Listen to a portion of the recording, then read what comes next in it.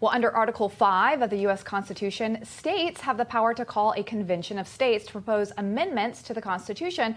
But are voters actually on board with this? Well, new polling suggests they are, with nearly 2/3 of Americans saying they support it. And our next guest is part of a national group working on doing just that. Joining us now is the president of Conventions of State Action, Mark Meckler. Mark, welcome to the show. It's so good to see you. Thank you for this exclusive polling that you give us all the time. We really appreciate it here on Spicer and Company. I do want to start by asking you to just explain for our viewers who may not be familiar, what is a Conventions of State? Yeah, very briefly, Article 5 of the United States Constitution contains the way that we are able to amend the Constitution. The first way is when 2/3 of both houses of Congress want to propose an amendment, they can do that. That's the way we've gotten 27 amendments so far. The second way is when 2/3 of the states agree to meet to propose amendments. We can do that, and that's what the Convention of States project is all about, getting the states together to propose amendments to take power away from the federal government and give it back to the states. Okay, so this all sounds amazing. One of the things I found crazy about this new polling is that over 50% of Democrats actually support a convention of states. I mean, normally Democrats are for big government, so this seems odd that they would be for less government. What do you attribute this to? I think it's very rare to find an issue that has bipartisan support like this. And the reason that I think that Democrats support it as well as Republicans is it's really not about big or small government. It's about where government resides. And the real question Convention of States is asking is who decides, the federal government or the states? And whether you're a Democrat or Republican or independent, most people prefer government close to home. Okay, so often when we talk to you, we talk about how these polls break down along party lines. So we see that, but also the minority vote. How did that break down? Yeah, I mean, incredibly, what you see is almost across the board, virtually everybody is very similar. I mean, the highest percentage were among Asians, but whether you look at blacks or Hispanics or whites, it really breaks out very much the same. Again, this is an incredible kind of unity that you don't normally see around any other issue.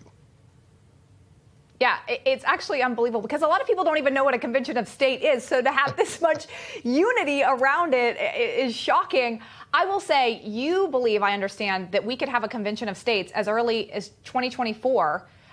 You have 19 states on board. You need to get to 34 states that would trigger this into effect. Do you think that you have support to get 15 other states on board in the next 2 years?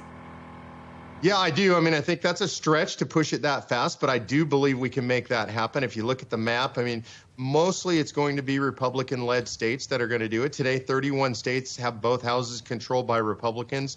I think by 2023, that'll be at least 33, maybe 34. So I think we're getting very close to the finish line. Okay, so if we can accomplish this by that point, how does this process work? How quickly could it take effect? Yeah, I think it could happen within a few months. Basically, what happens is once we reach that threshold number of 34, Congress names the time and place.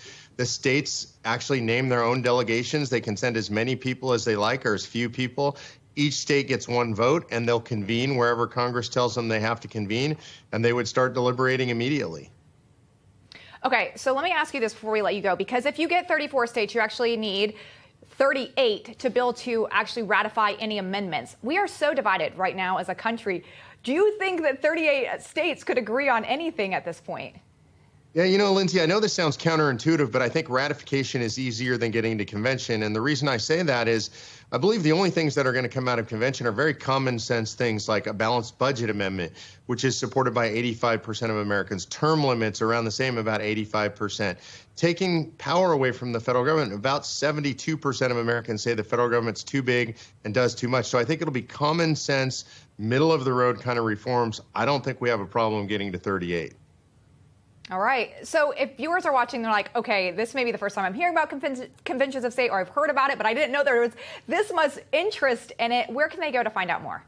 Yeah, folks, go to conventionofstates.com. All the answers are there. Lots of extensive information. The biggest thing is get involved. We aren't making this happen. It's going to take your viewers and everybody who's interested to make it happen. All right, Mark Meckler, thanks so much for breaking it all down for us. And impressive to see so much unity on this topic. I'm sure exciting for you. Good to see you this evening. Thank you, Lindsay. All right. Well, can one man save the world? Grammy-nominated artist and frontman for the band Five for Fighting is joining us on his powerful message recorded on the ground of a war-torn country of Ukraine. His call to action on behalf of the freedom and justice. That's next.